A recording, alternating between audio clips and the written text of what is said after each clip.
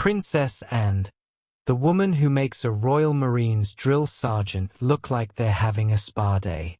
She's turning 75 next month. She's done 474 engagements last year. That's more than most people have had hot dinners. And now, for the first time ever, sources are whispering about her retirement plan. But here's the kicker. She's planning to work until she's 90. Welcome back to Royal Cookies, where we serve up the juiciest royal gossip with a side of heart-wrenching humanity. Please remember to subscribe and click on the notifications bell icon, so you will be notified whenever we upload new cookies about the British royal family. You think you're busy? Princess and completed 474 royal engagements last year. For context, that's more than King Charles, her own brother, who managed a respectable but frankly amateur 345. And William? Don't even get me started. He's been slacking so hard that and's reportedly annoyed by his aversion to what she calls bread-and-butter royal duties. This is a woman who treats royal protocol like a military operation. While other royals are picking and choosing their appearances like they're browsing a Netflix menu, and's out there doing the royal equivalent of an Ironman triathlon every single day. Here's what really puts this into perspective, and has carried out 25 investitures this year alone. That's more than double what Charles and William have done combined. She's basically running a one-woman show while the rest of the family are still figuring out their stage directions. And get this, she doesn't just show up and smile.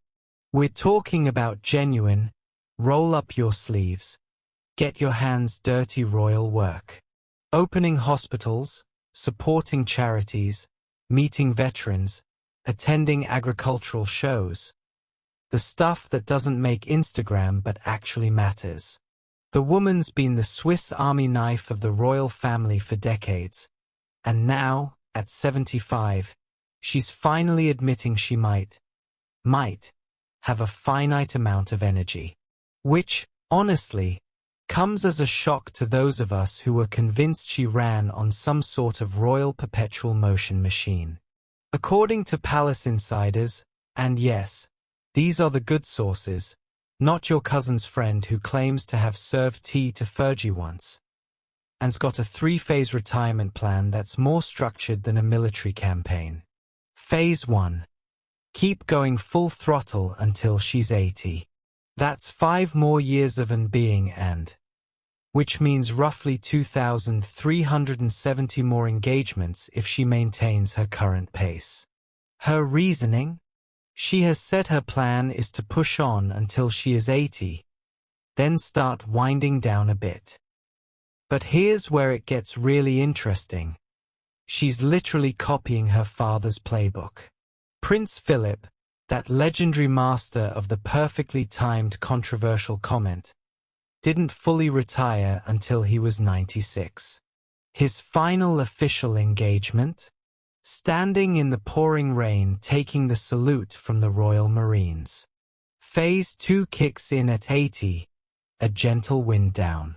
And when I say gentle, I mean Anne's version of gentle, which probably still involves more work than most people do in their prime. Phase 3? Complete retirement at 90, following Daddy's example. Though knowing and complete retirement probably means she'll still be judging agricultural competitions and telling people exactly what she thinks about modern farming techniques. Now, here's the real tea. Her husband Sir Timothy Lawrence is apparently the voice of reason in all this. One source revealed his main concern is that she doesn't burn herself out. Which is like telling a racehorse to maybe consider a nice gentle trot instead of going full secretariat at every opportunity. Timothy's been watching his wife operate like the Energizer Bunny of royalty for years, and is probably the only person brave enough to suggest she might want to slow down before she hits triple digits. She's not. Well, not officially anyway. While most people her age are planning cruise ship adventures or at least a nice family dinner, Princess Anne has basically given her 75th birthday the royal equivalent of a shrug. Here's her rule, straight from palace sources. She told us she would do things for birthdays that had zeros, but not for the fives. So 70? Party time. 75? May? Call me when it's 80. This is peak Princess Anne logic. Why celebrate when you could be working? It's like she's allergic to fanfare unless it's absolutely mathematically necessary. No fuss, no muss, just more charity work and probably telling someone their hedge needs trimming. While Camilla's getting special birthday honors and Catherine's having photographers follow her to the corner shop, and's actively avoiding any celebration. It's the most Princess Anne thing ever.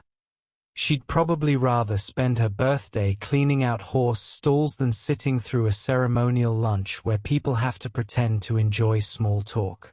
Instead of cake and candles, she's focusing on her charities.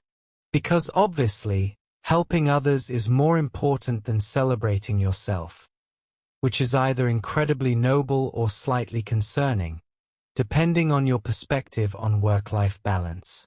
The woman's turned birthday avoidance into an art form.